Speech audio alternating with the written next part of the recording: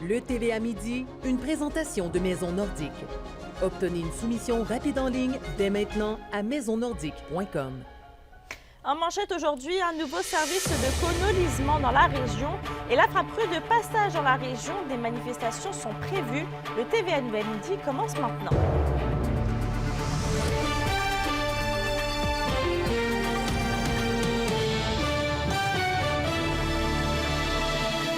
Tout le monde et bienvenue au TVA Nouvelles. Le portrait de l'aviation d'Abitibi-Témiscamingue pourrait changer très bientôt avec l'arrivée de la nouvelle plateforme Edgar. Et Vincent, c'est un nouveau service qui a déjà fait ses preuves. Au-dessus de 100 entreprises sont déjà membres d'Edgar à peine un mois après son lancement officiel. C'est une initiative de la communauté d'affaires de Rouyn-Noranda. Des hommes, des femmes qui ont voulu une meilleure desserte aérienne. Ils ont fondé Avicorp Abitibi-Témiscamingue. Il y a maintenant des départs vers Montréal 2 fois par jour, du lundi au vendredi, et un vol le dimanche. Mais pour obtenir une place dans l'un des avions de Propair, il faut être membre, comme l'explique le président de l'entreprise, Étienne Lambert. Pour être en mesure d'accéder au siège sur Edgar, il faut être membre. Pour être membre, il faut être une entreprise. Donc, une entreprise, que ce soit un centre de santé, une entreprise privée, une entreprise publique, un ministère, la liste est large en frais d'adhésion au point de vue d'Edgar. Donc, plusieurs entreprises peuvent être membres Edgar. L'entreprise qui devient membre peut partager son code auprès de tous ses employés pour en faire profiter comme un avantage social. Et Vincent, la nouvelle plateforme Edgar pense pouvoir répondre à un besoin criant de desserte aérienne dans la région. C'est ce que croit le président de Propair, Étienne Lambert. Il estime qu'avec le nombre de vols par jour offerts par Edgar, eh bien, ça vient combler un manque pour la liaison entre les aéroports de Rouyn-Noranda et de Montréal. Vous le voyez sur le tableau qu'on a préparé pour vous ce midi. 2 vols par jour, par exemple, lundi, départ de Rouyn-Noranda à 6h30 le matin pour arriver à Montréal avant 8h. Selon M. Lambert, vous pouvez vous rendre à vos rencontres à Montréal et revenir la journée même, ce qui est impossible avant le lancement d'Edgar. À nouveau, Étienne Lambert. Exact. Une belle desserte. Je pense qu'avec la mobilisation des gens d'affaires qui ont créé ce fameux vol nolisé régulier-là, mais en disant tout le monde, voulez-vous utiliser le service, tous les membres Edgar, là, on vient créer une nouvelle façon, un nouveau partage économique.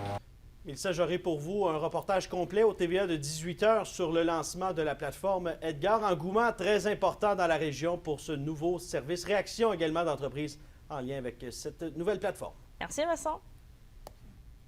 La question du jour TVA, une présentation de Mobilier Bélan qui vous offre depuis plus de 50 ans un service de qualité et un grand choix de matelas mobilier électro au prix compétitif que vous recherchez.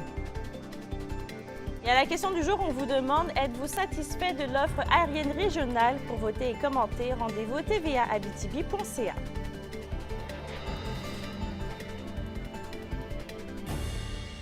Et toujours dans le domaine de l'aviation, les perturbations que subit le service médical gouvernemental inquiètent le Parti québécois qui craint des conséquences sur la santé et la sécurité des citoyens des régions, y compris la nôtre.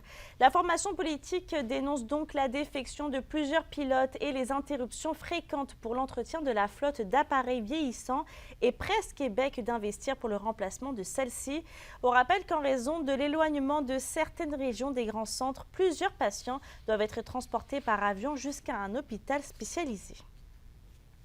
Parlons logement, puisque le Front d'action populaire en réaménagement urbain, le FRAPRU, et l'Association des locataires de l'Abitibi-Témiscamingue vont manifester pour exiger la construction de nouveaux logements sociaux. Une manifestation est d'ailleurs prévue cet après-midi devant le bureau de comté du député provincial Daniel Bernard à Rouyn-Noranda. Et selon les dernières données du FRAPRU, un ménage sur 5 paie trop cher pour son loyer. Et du côté de Val-d'Or, ce nombre s'élève à plus de 1200 ménages. Un rassemblement est également prévu demain à Val-d'Or au bureau de comté de Pierre-Dufour. D'ailleurs, en parlant d'action de visibilité, le Front commun syndical des secteurs publics et parapublics du Québec annonce que ses membres seront en grève le 6 novembre prochain, soit dans environ 10 jours. La proposition offerte jusqu'à présent pour renouveler les conventions collectives est largement insuffisante selon le Front commun. Ceci a donc mené à l'adoption d'un mandat de grève générale illimité. Rappelons que le Front commun réunit 420 000 travailleurs au Québec. Le Premier ministre François Legault promet de bonifier ce dimanche l'offre. On se déplace à Amos, une activité sur la mobilisation régionale et de réflexion sur le plan nature 2030 aura lieu le 26 octobre au refuge Pajot. C'est ce qu'a annoncé le ministre responsable de la région de l'Abitibi-Témiscamingue, Jean Boulet, au nom du ministre de l'Environnement et de la lutte au changement climatique. L'atelier participatif vise à permettre à la population et aux acteurs du milieu de donner leur avis sur les priorités locales et sur les objectifs et cibles du Québec en matière d'environnement. L'activité est organisée par le Conseil régional de l'environnement de l'Abitibi-Témiscamingue.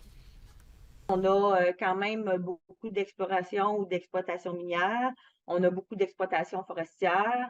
Il y a des aspects il y a des travaux qui se font par rapport à l'eau, autant surface que de l'eau souterraine.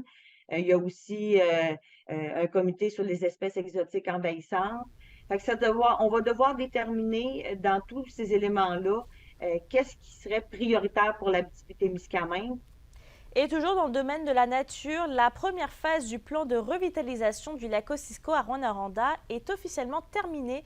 C'est ce qu'a annoncé hier le collectif Territoire porteur du projet lors d'une présentation devant une cinquantaine de personnes sur les recherches menées au cours des dernières années. En tout, ce sont 10 projets qui sont présentés, entre autres par l'UQAT, l'entreprise Technosub et Centre technologique des résidus industriels de Rouyn-Noranda pour revitaliser le lac Osisko. Le collectif Territoire se concentre désormais à faire avancer la deuxième phase du projet. Et enfin, un suivi sur les compteurs d'eau. Amos et Val-d'Or n'ont pas l'intention d'en imposer à l'ensemble de ces résidences, alors que plusieurs villes au Québec ont annoncé récemment l'imposition de compteurs d'eau dans les résidences pour inciter les citoyens à ne pas gaspiller la ressource. Dans la région, Rouyn-Noranda et Ville-Marie ont emboîté le pas. Il y a quelques semaines, la ville de La Sarre a annoncé qu'elle recherche des volontaires pour implanter des compteurs d'eau dans une soixantaine de demeures. On voit un petit peu l'installation des compteurs d'eau systématiquement dans toutes les résidences, un peu comme une mesure ou une des mesures un peu plus drastiques. Donc, pour le moment, nos consommations sont quand même correctes, raisonnables. Donc, on met en place beaucoup plus de mesures de sensibilisation ou d'autres petites mesures comme ça qui fait en sorte que on connaît l'état de notre réseau, on connaît une certaine portion de la consommation et on mise sur d'autres actions là, pour restreindre l'usage de l'eau. Qu'est-ce qui est important pour la stratégie d'économie d'eau potable? C'est vraiment l'estimation de la consommation résidentielle. Nous, on a installé aussi des compteurs dans certains blocs pour justement faire cette estimation-là.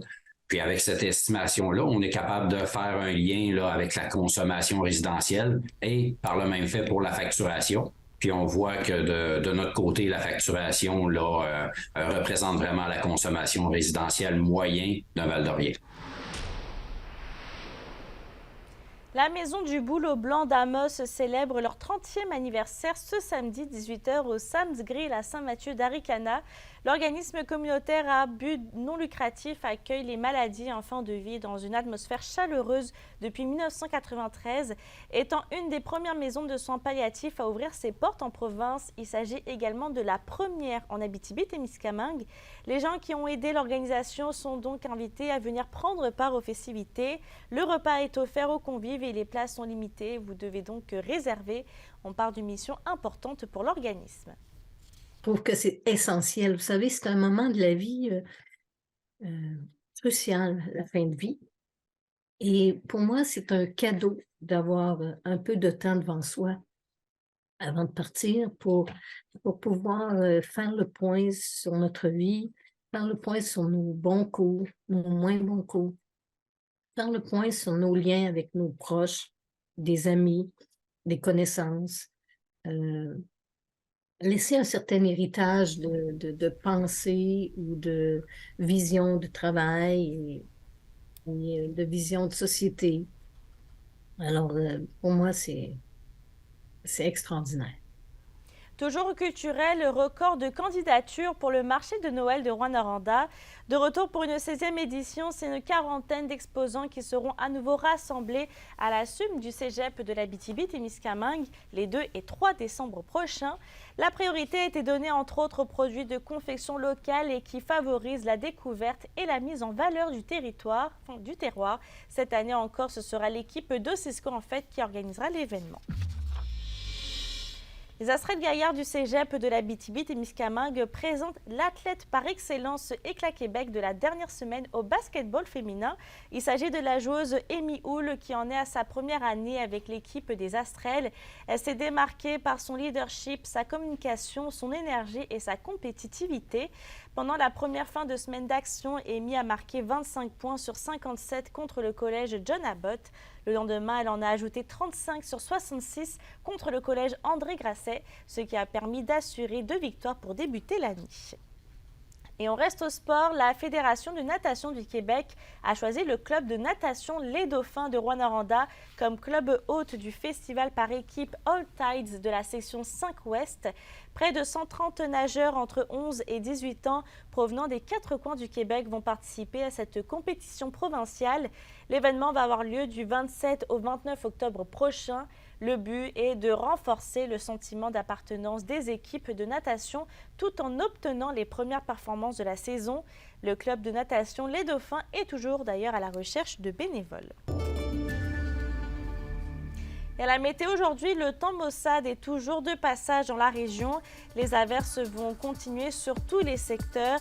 Et côté température, eh bien, il va faire un maximum de 10 et 12 degrés. Pour ce soir et cette nuit, les nuages vont être de la partie avec un 40% de probabilité d'averse au Témiscamingue. Il devrait faire un minimum de 6 et 8 degrés. Ce soir, on va faire un suivi sur le service de compostage du côté de Rouyn-Noranda, mais aussi de l'Abitibi-Ouest. C'est donc à ne pas manquer. Sur ce, merci d'avoir été avec nous. Bonne journée, puis on se retrouve tout à l'heure.